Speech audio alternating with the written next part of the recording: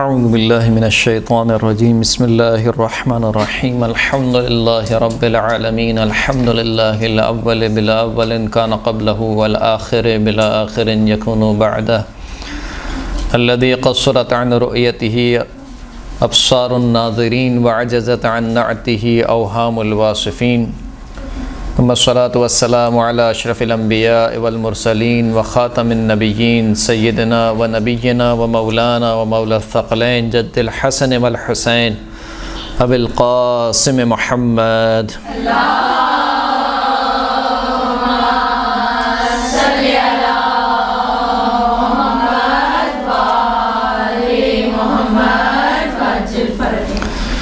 وعلى آلہ الطیبین الطاہرین المعصومین الذین اذهب اللہ عنہم الرجس وطہرہم تطہیرا صلی اللہ علی محمد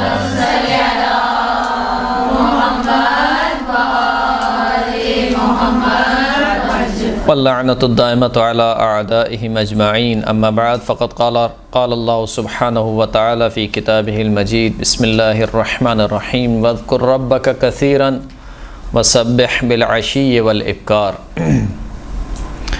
خداوند کریم اپنے حبیب کو حکم دے رہا ہے اس آیت میں واذکر ربک کثیرا کہ اپنے پروردگار کو کثرت سے یاد کرو، وسبح بالعشی والابکار اور صبح و شام اللہ کی تسبیح کرو۔ تسبیح کا وہ موضوع ہے جو قرآن مجید کی کئی آیات میں بیان ہوا ہے۔ تسبیح کا مطلب کیا ہے؟ تسبیح کا مطلب یہ ہے کہ خداوند کریم کو ہر عیب سے منزہ کرنا، یعنی جو بھی عیب ہے جسے ہم عیب سمجھتے ہوں یا عیب نہ سمجھتے ہوں، جو چیز بھی در حقیقت عیب ہے خداوند کریم ہر عیب سے پاک اور منزہ ہے۔ یعنی جب ہم کہتے ہیں کہ سبحان اللہ کا مطلب کیا ہے؟ یعنی خداوند کریم ہر عیب سے پاک ہے، منزہ ہے، اس میں کوئی عیب نہیں ہے۔ کیوں عیب نہیں ہے؟ اس لیے کہ خدا کی ذات کمال مطلق ہے۔ کمال مطلق یعنی محض کمال ہے، محض کمال ہے، لہٰذا عیب اس کی ذات میں تصور ہی نہیں ہو سکتا۔ جس کی ذات میں کوئی عیب پایا جائے اس کا مطلب یہ کہ اس میں کچھ کمی ہے، اس میں کوئی چیز نہیں ہے، اور خدا میں کسی چیز کی کمی نہیں ہے۔ کمی کا تصور نہیں ہے خدا کی ذات میں، وہ عین وجود ہے، عدم نہیں ہے اس کی ذات میں۔ خدا کی ذات عین وجود ہے۔ آپ کہیں کہ مثال کے طور پر مجھ میں شجاعت ہے مگر سخاوت نہیں ہے، سخاوت ہے مگر خطابت نہیں ہے، خطابت ہے مگر شعر نہیں پڑھنے آتے، تو کچھ ہے اور کچھ نہیں ہے، درست ہے؟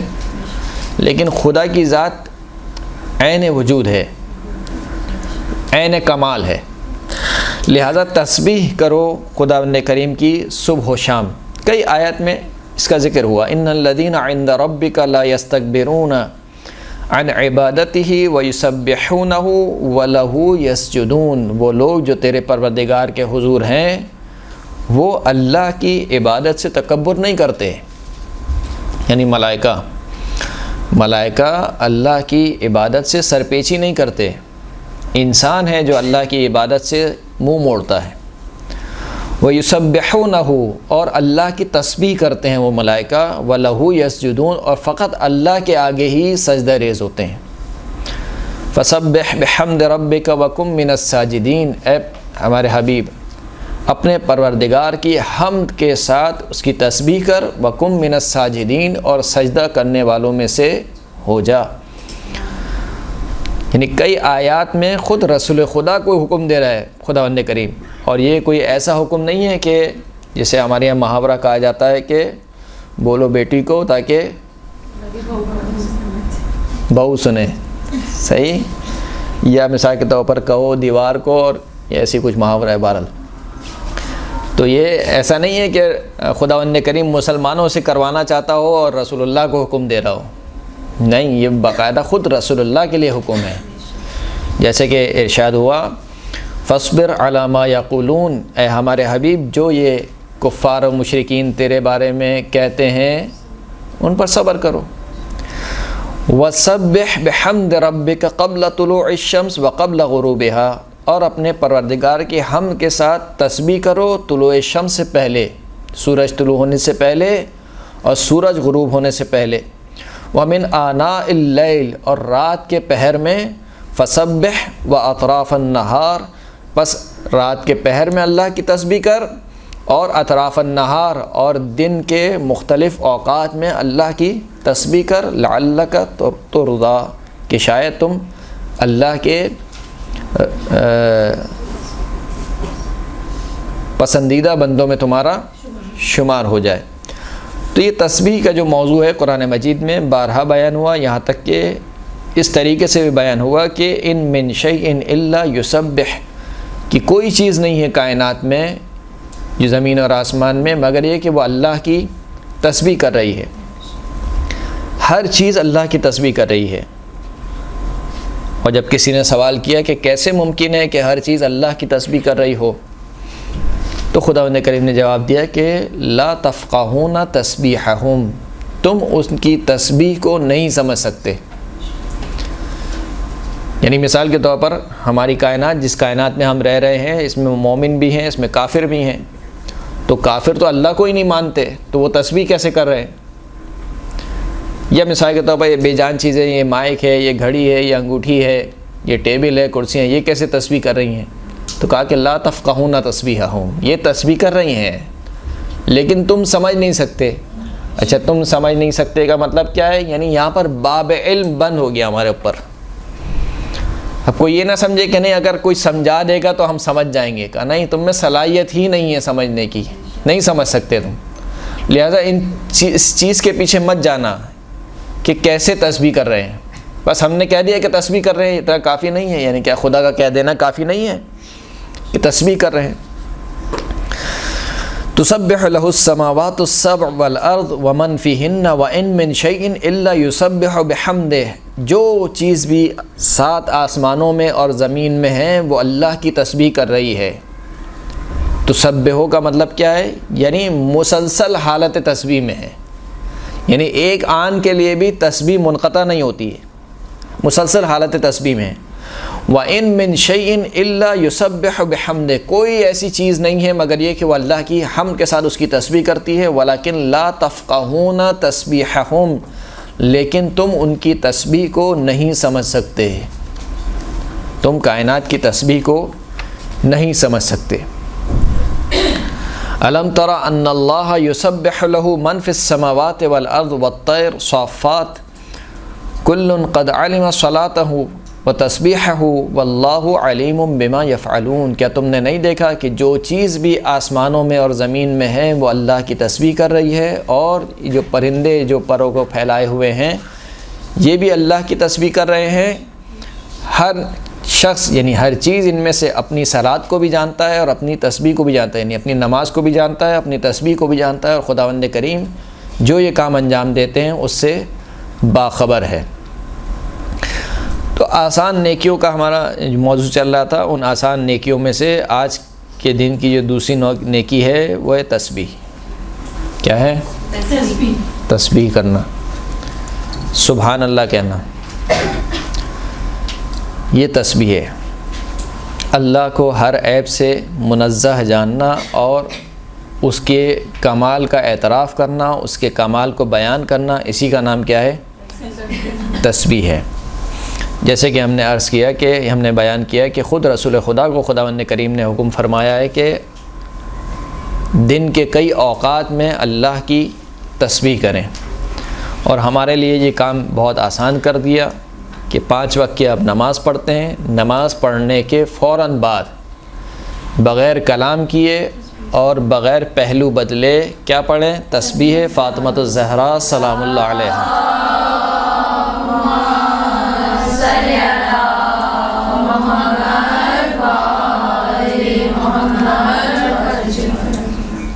آسان کام ہے یا مشکل کام ہے؟ 100 دانوں پہ تسبیح نکالنی ہے، 34 مرتبہ اللہ اکبر، 33 مرتبہ الحمدللہ اور 33 مرتبہ سبحان اللہ۔ ہر نماز کے بعد ایک تسبیح آپ نکالیں گی تو کیا ہو جائے گا؟ اطراف النہار ہو جائے گا۔ اطراف النہار سے مراد کیا ہے؟ نہیں، دن کے مختلف حصوں میں جو کہا گیا کہ تسبیح کرو، تو دن کے مختلف حصوں میں تسبیح ہو جائے گی۔ اور یہ تسبیح کس قدر اہمیت کی حامل ہے؟ چھٹے امام فرماتے ہیں کہ من سبح تسبیح فاطمہ سلام اللہ علیہا قبل ان یثنی رجلہ من صلاته الفریضہ غفر اللہ لہ ویبدأ بالتکبیر۔ جو شخص بھی واجب نماز پڑھنے کے بعد قبل اس کے کہ اپنا پہلو بدلے تسبیح حضرت فاطمہ سلام اللہ علیہا پڑھے تو خداوند کریم اس کے تمام گناہ بخش دیتا ہے، تمام گناہ بخش دیے جاتے ہیں۔ ابو ہارون مکفوف چھٹے امام کا صحابی ہے۔ ابو ہارون مکفوف کیوں بولتے ہیں؟ کیونکہ نابینا صحابی تھے۔ مکفوف، میم کا فے واو فے، کفا سے مکفوف۔ ابو ہارون مکفوف روایت کرتے ہیں چھٹے امام سے کہ چھٹے امام نے فرمایا کہ یا ابا ہارون ان نأمر صبیاننا بتسبیح فاطمہ سلام اللہ علیہا کما نأمرہم بالصلاة فألزمہ۔ اے ابو ہارون، ہم اپنے بچوں کو تسبیح حضرت فاطمہ الزہرا سلام اللہ علیہا کا ویسے ہی حکم دیتے ہیں جیسے نماز پڑھنے کا حکم دیتے ہیں، یعنی مساوی ہے امام کے نزدیک نماز پڑھنا اور بیوی فاطمہ کی تسبیح پڑھنا کا ہم ویسے ہی حکم دیتے ہیں کہ جیسے واجب نماز پڑھنے کا حکم دیتے ہیں۔ فَأَلْزِمْهُ، پس پابندی سے انجام دو۔ یعنی کتنی دیر لگتی ہے ایک تسبیح پڑھنے میں؟ کتنی دیر لگتی ہے؟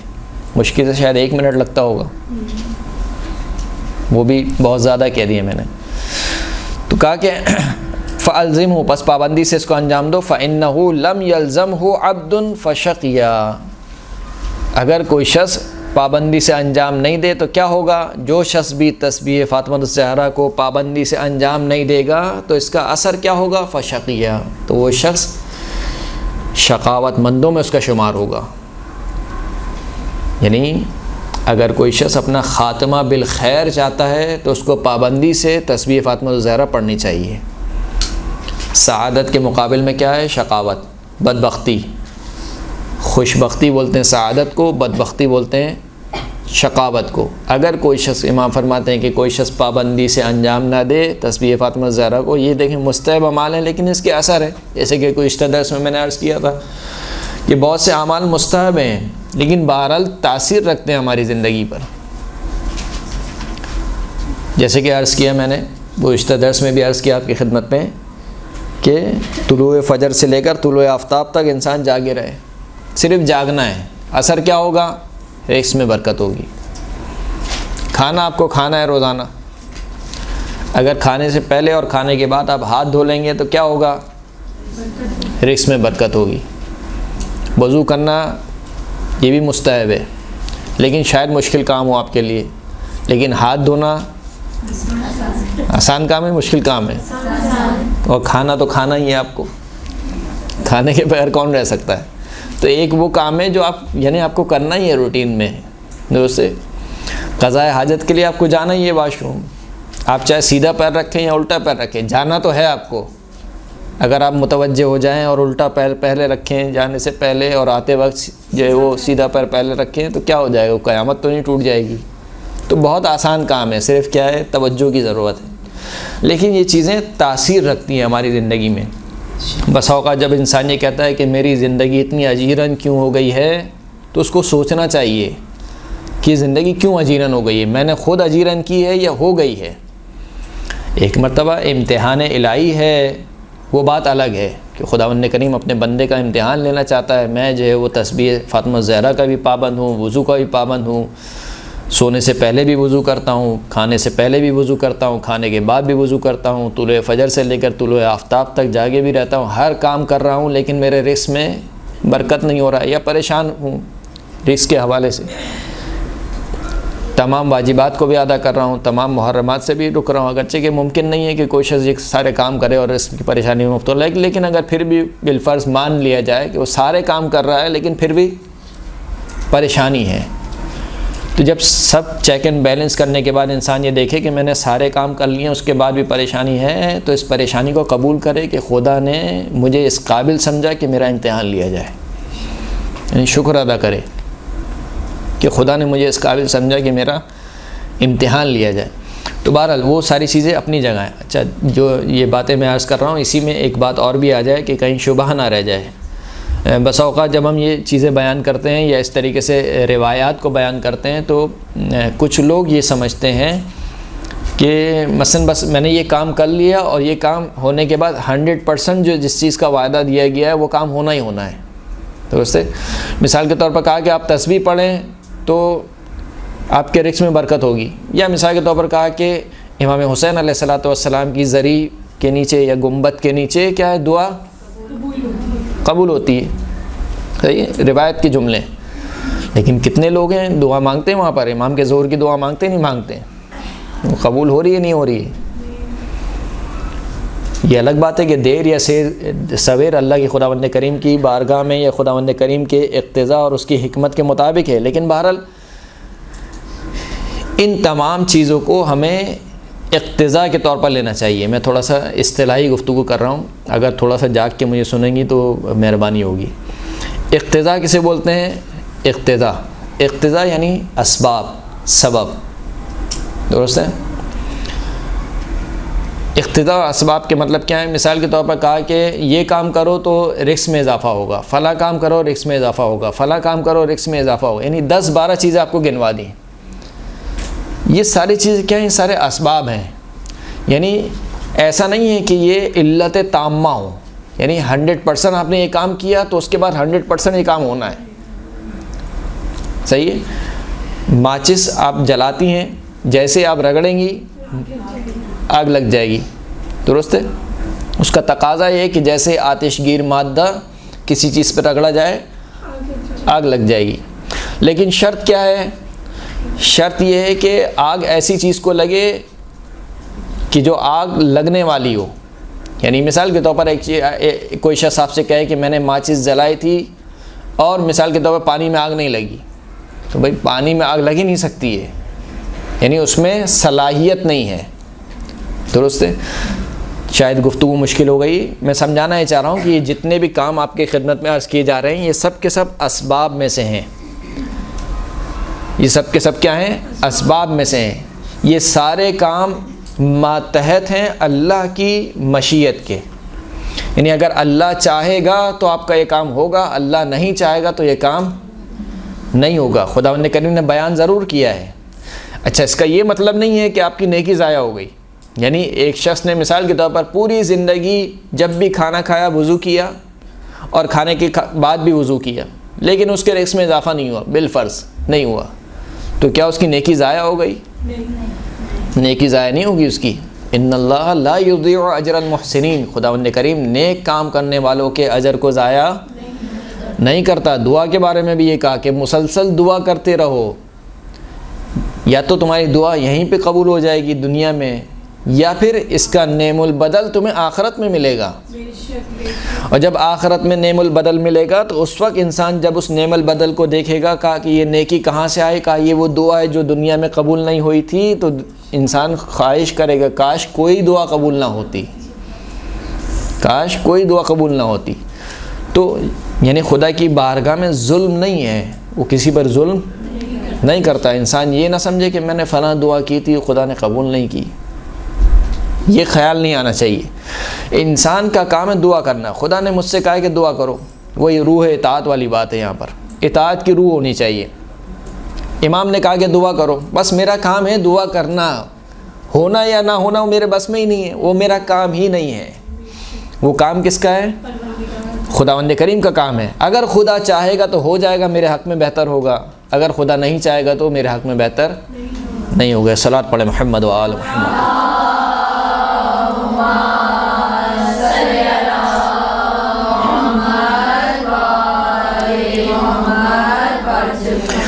محمد ابن مسلم 5ویں امام سے روایت کرتے ہیں کہ من سبح تسبیح فاطمہ ثم استغفر غفر له وهي 100 باللسان و 1000 فی المیزان وَتُطْرِدُ الشَّيْطَانَ وَتُرْضِي الرَّحْمَنَ۔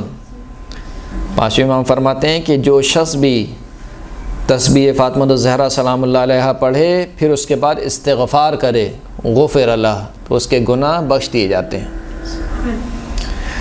وہی مئۃ باللسان، تسبیح فاطمہ کیا ہے؟ 100 مرتبہ کا ذکر ہے، جو زبان پہ کیا ہے 100 مرتبہ پڑھنا ہے آپ کو، 100 مرتبہ 34 مرتبہ اللہ اکبر، 33 مرتبہ سبحان اللہ اور 33 مرتبہ الحمدللہ کا مئۃ باللسان، یہ جو ہے وہ 100 بار ذکر ہے زبان پر۔ وَأَلْفٌ فِي الْمِيزَانِ، لیکن ترازو میں یہ جب رکھی جائے گی تو 100 بار کے برابر نہیں ہوگی، 1000 بار کے برابر ہوگی۔ وَتُطْرِدُ الشَّيْطَانَ، اور یہ شیطان کو دور کرنے کا سبب بنتی ہے، انسان چاہتا ہے شیطان اس سے دور ہو تو تسبیح فاطمہ الزہرا پڑھے۔ وَتُرْضِي الرَّحْمَنَ، اور یہ تسبیح وہ تسبیح ہے کہ جو اللہ کو راضی کرتی ہے، شیطان کو دور کرتی ہے اور اللہ کو راضی کرتی ہے۔ پھر امام فرماتے ہیں کہ تسبیح فاطمہ سلام اللہ علیہا فی کل یوم فی دبر کل صلاۃ احب الی من صلاۃ الف رکعۃ فی کل یوم، ہر نماز کے بعد بی بی فاطمہ الزہرا سلام اللہ علیہا کی تسبیح پڑھنا، امام فرماتے ہیں میرے نزدیک، امام کے نزدیک، امام معصوم کے نزدیک زیادہ محبوب ہے اس سے کہ میں ہر روز 1000 رکعت نماز پڑھوں۔ یعنی آپ کی اور میری نماز نہیں، کس کی نماز؟ امام جعفر صادق کی نماز۔ یعنی امام جعفر صادق اگر 1000 رکعت نماز پڑھیں، اس سے زیادہ امام جعفر صادق کو کیا محبوب ہے؟ تسبیح فاطمہ الزہرا سلام اللہ علیہا۔ صلوات پڑھیں محمد و آل محمد۔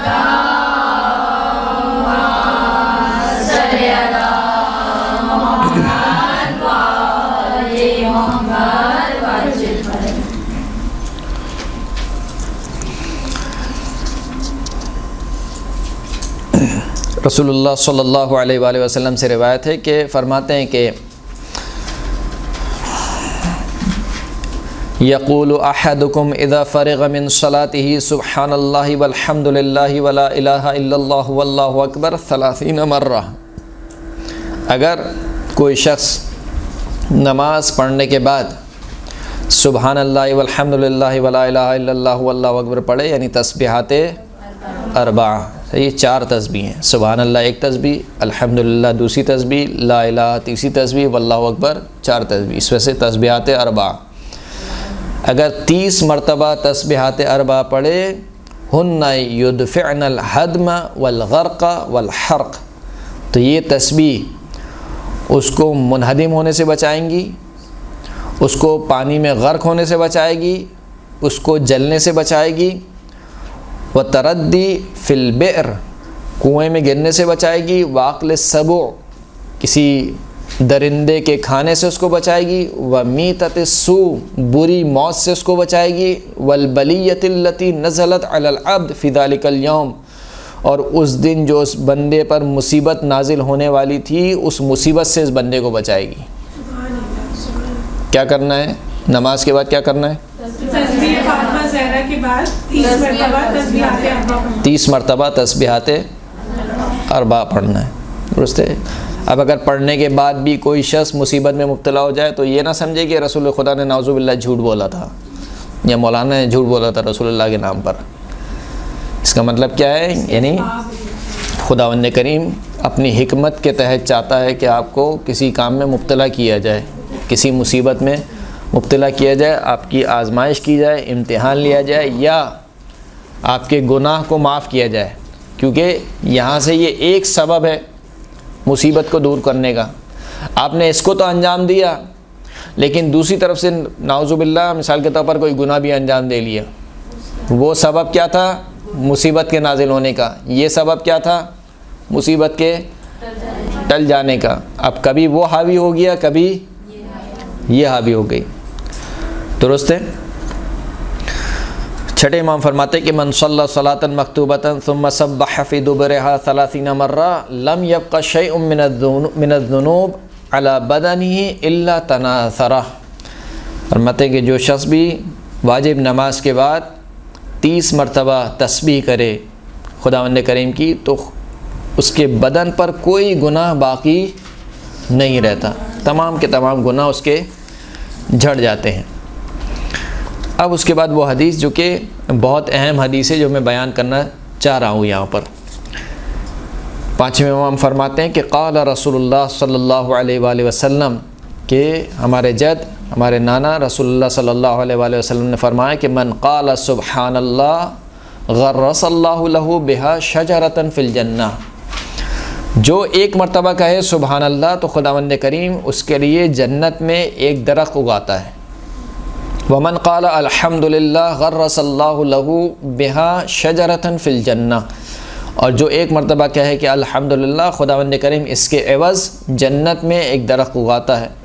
ومن قال لا الہ الا اللہ غرس اللہ لہ بہا شجرۃ فی الجنہ، جو شخص کہے کہ لا الہ الا اللہ خداوند کریم اس کے لیے جنت میں ایک درخت اگاتا ہے۔ ومن قال اللہ اکبر، جو شخص کہے کہ اللہ اکبر غرس اللہ لہ بہا شجرۃ فی الجنہ، تو خداوند کریم ایسے شخص کے لیے بھی درخت اگاتا ہے، یعنی ہر 4 تسبیح کے عوض ایک ایک درخت ہے۔ سبحان اللہ والحمدللہ ولا الہ الا اللہ واللہ اکبر، جو بھی یہ تسبیحات اربعہ پڑھے تو اس کے لیے 4 درخت ہو گئے۔ فقال رجل من قریش، جب یہ سنا تو بہت خوش ہو گیا، اصحاب خوش ہو گئے، تو ایک شخص نے جو کہ قریش میں سے تھا اس نے کہا کہ یا رسول اللہ ان شجرنا فی الجنت لکثیر، پھر تو ہم نے بہت درخت اگا لیے، کم از کم روزانہ نماز میں تو تسبیحات اربعہ پڑھتے ہی ہیں، ظہرین کی اور مغربین کی نماز میں تسبیحات اربعہ پڑھتے ہیں، کوئی 1 مرتبہ پڑھتا ہے، کوئی 3 مرتبہ پڑھتا ہے۔ بہرحال تو کہا کہ ہم نے تو پھر بہت درخت اگا لیے جنت میں، یعنی بہت ثواب کما لیا۔ اب رسول خدا نے کہا کہ نعم کما تو لیا تم نے ثواب، ولیکن ایاکم ان ترسلوا علیہا نیرانا فتحرقوها، لیکن خبردار ایسا نہ ہو کہ تم اپنے درختوں کے لیے یہاں سے آتش کو بھیجو، آگ کو بھیجو، فتحرقها، پس وہ آتش ان سب کو جلا کر راکھ کر دے۔ وہ آتش کیا ہے؟ کوئی گناہ ہے ہمارے، جیسا کہ ہم بار بار عرض کر رہے ہیں کہ انسان کو بہرحال گناہوں سے بچنا ہے، یہ تمام کام مستحبات ہیں، گناہوں سے بچنا واجب ہے۔ انسان کبھی بھی یہ نہ سمجھے کہ میں نے یہ نیکیاں کما لی ہیں بس اب میرے لیے دوسرے کام حلال ہو گئے، مباح ہو گئے۔ گناہ سے بچتے ہوئے یہ کام انجام دینے، گناہ سے بچتے ہوئے یہ کام انجام دینے ہیں، تو پھر انسان کے لیے یہ کام فائدہ مند ثابت ہوں گے۔ تسبیح اس قدر اہم ہے کہ چھٹے امام فرماتے ہیں کہ ما من طیر یصاد فی بر ولا بحر ولا یصاد شیء من الوحوش الا بتضییعہ التسبیح، فرماتے ہیں کہ جب بھی کسی جانور یا کسی پرندے کا شکار ہوتا ہے تو اس کی وجہ کیا ہے؟ کہ اس کی وجہ یہ ہے کہ وہ جانور یا وہ پرندہ اس دن اللہ کی تسبیح کو ضائع کر دیتا ہے، کیونکہ وہ اللہ کی تسبیح کو ضائع کر دیتا ہے، لہٰذا کسی شکاری کا شکار بن جاتا ہے، کوئی بھی جانور یا کوئی بھی پرندہ۔ تو یہ آسان کام تھا بہت کہ جو تسبیح فاطمہ الزہرا سلام اللہ علیہا کہ ہم ہر نماز کے بعد اس کو انجام دیں، اگرچہ کہ یہ کام اگر غور و فکر کے ساتھ انجام دیے جائیں تو زیادہ بہتر ہے۔ یعنی کیا مطلب غور و فکر کے ساتھ؟ یعنی جب انسان سبحان اللہ پڑھ رہا ہے تو مطلب کی طرف بھی متوجہ ہو کہ میں کیا کہہ رہا ہوں، یا الحمدللہ کہہ رہا ہے تو مطلب کی طرف بھی متوجہ ہو، ایسا نہ ہو کہ زبان پہ الحمدللہ ہو اور پھر اس کے بعد لوگوں سے شکوہ بھی کرتا رہے کہ مجھے تو خدا نے یہ کام نہیں دیا، میرے تو مثال کے طور پر یہ مشکلات ہیں، فلاں مشکلات ہیں اور میں اس مشکل میں گرفتار ہوں، تو یہ منافی ہے اس چیز کی جو وہ زبان سے ادا کر رہا ہے۔